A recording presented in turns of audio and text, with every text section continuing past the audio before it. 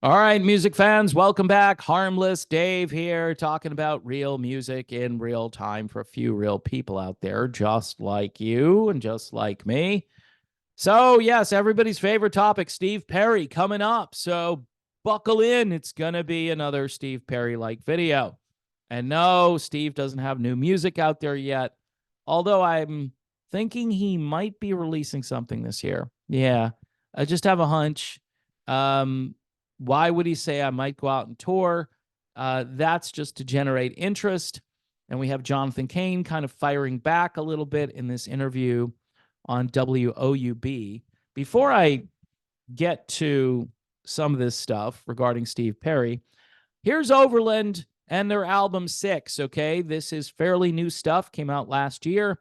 Anything that Steve Overland does, it's like money in the bank. Go put it in a CD player, and you're going to hear great music. You're going to hear old school, classic rock sounding music coming out of your speakers with some updated production value.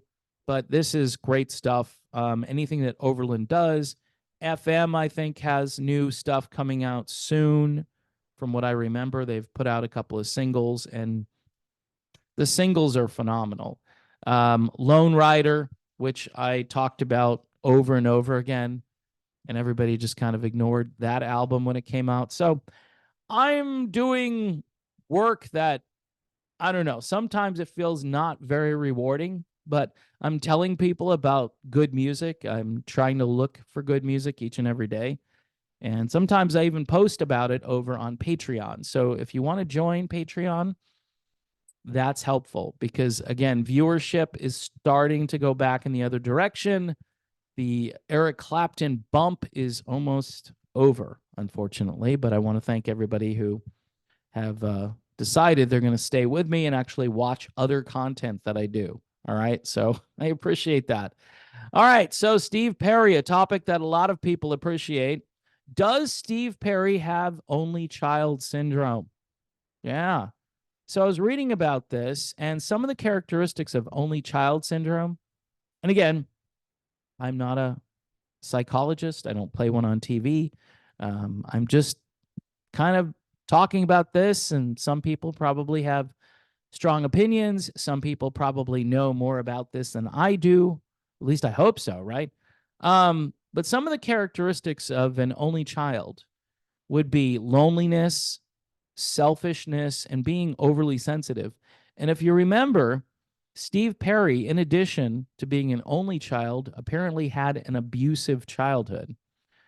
His father left at a fairly young age, and then he lost his mother. He did at a very young age for him.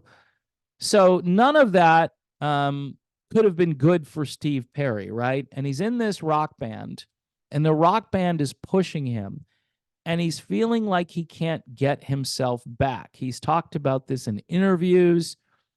He just wants to be himself. He doesn't want to be this guy who is hounded by the media. And this interview that Jonathan Cain did with WOUB, he really did talk a lot about Steve Perry and Perry's retirement. The biggest shock for me, Cain said, was Steve Perry retiring. I had to scratch my head when that happened. Now, I know from just watching these guys over the year that Cain and Sean, they care about the music a lot. The music is who they are. Steve Perry, I think, says, the music is really important. I love the music. I'm totally into it. However, there are more important things in life, right? Perry was genius when he left back in 1998, and he got the greatest golden parachute in the history of rock music, right? Yeah, you guys can continue on. Just every time you go out on tour, every time you make an album, I'm going to get a cut. And even though my cut supposedly goes down over time, it never completely goes away. Talk about brilliant, right? So Perry, you could say what you want about him, but he's really smart. And he can relax. He can sit back. These guys don't want to relax. Neil Sean is on the internet, I think, every day playing his guitar. and showing folks, yeah, here, I'm going to do some high quality noodling again today. Jonathan Cain, very busy. I think he's still like the worship guy at the church that he and his wife are pastors of. I think Cain is now a pastor, and his wife obviously is the lead pastor in the church. Which, again, I'm not going to get into any theological discussions about female pastors. I'm just going to say everybody's busy. Cain is busy. Sean is busy. Arnell, he's a busy guy typically when he's not touring with Journey. But the bottom line is to Steve Perry, this stuff just ain't that important to him. It can't be. Now, does he love music? Obviously. If he gets a musical idea, I think he's going to try to put it into play and make a song from it, hopefully, right?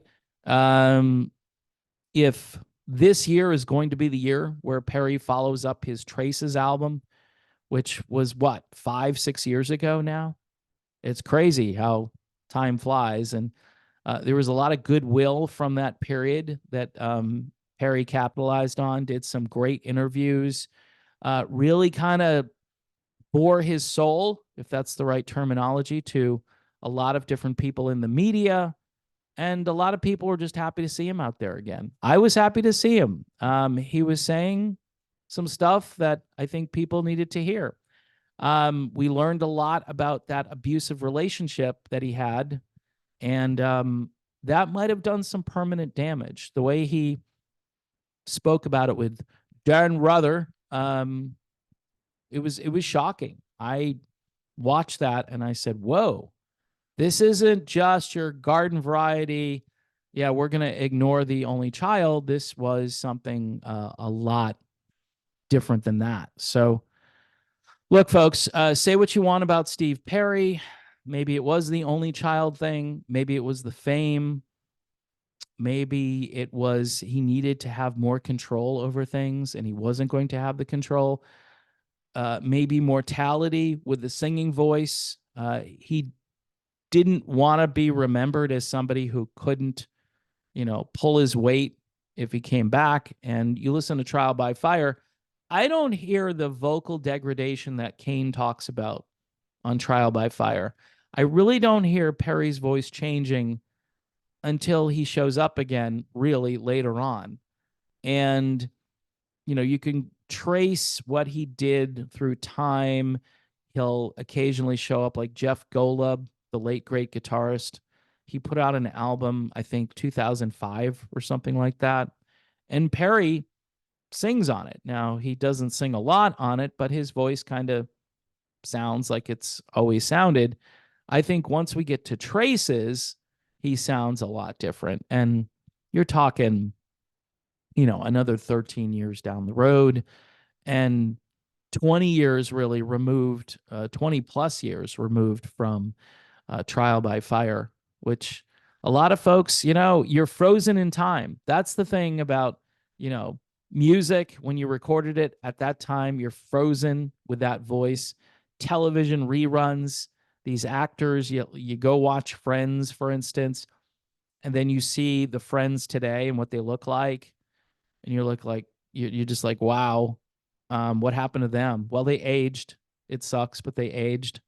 So this is just a normal thing, unless you're Mickey Thomas or John Anderson or Mickey Dolenz. Thinking of Mickey's, there's another Mickey that just, what's the matter with these guys? They just sound incredible at their age, and they can just still belt it out there and be very convincing. It works for some of them, and for others, it just, it's father time. So in any event, I have this hunch that maybe Steve Perry just wants to be frozen in time because he's the GOAT when it comes to certain things. He's just the best. And that best really is the younger version of Steve Perry. Now, despite what his new friends are saying to him, like he's just as good as he's ever been and so forth. Yeah, of course you want to butter up Steve Perry, so maybe he'll sing on your album again. And the mix should not be buried. I'm talking about the Toto Offspring band there. Their name just hasn't, popped into my head right now. But that's where Perry kind of got a little boost in the media. And then Jonathan Cain came out with this interview, which to me, the interview was a bombshell. You should go back and read it, woub.org. This came out back on April 17th, and nobody noticed it for quite some time. It's interesting. It's kind of like the Eric Clapton video. They just, oh yeah, a week later, people are sending me, hey, you did a video with Eric Clapton. I'm like, yeah, you didn't see that, huh? All right, cool. I mean, at least it's out there, right? And people can go read it and go watch it, whatever. But with Perry, I think you just get what you get at this stage. People that we've overanalyzed Steve Perry. I'm overanalyzing. That's what I've been doing now for how many years? Because as I often say, it's another slow day in the world of classic rock. Other than people who are leaving planet Earth prematurely within the rock community, and in a lot of cases, people that you've never heard of, which I think is a scandal, and people ought to be talking about it. But other than some minor things and some small debates about certain things going on in the world of music right now, there isn't a whole lot to say. This isn't a flourishing and thriving industry like it used to be, which quite honestly, it's just depressing. But anyway, folks, before I go, and again, the premise here, Steve Perry had a rough life growing up prior to all of this stuff. And then he was hit with all of this fame. I mean, I don't know. He probably wasn't equipped for that level of popularity. Here's Overland one more time, their album 6. Go check it out. Courtesy of our friends over at Escape Music. I'm Dave. Pray for peace in the Middle East and around the world, and I will talk to you soon.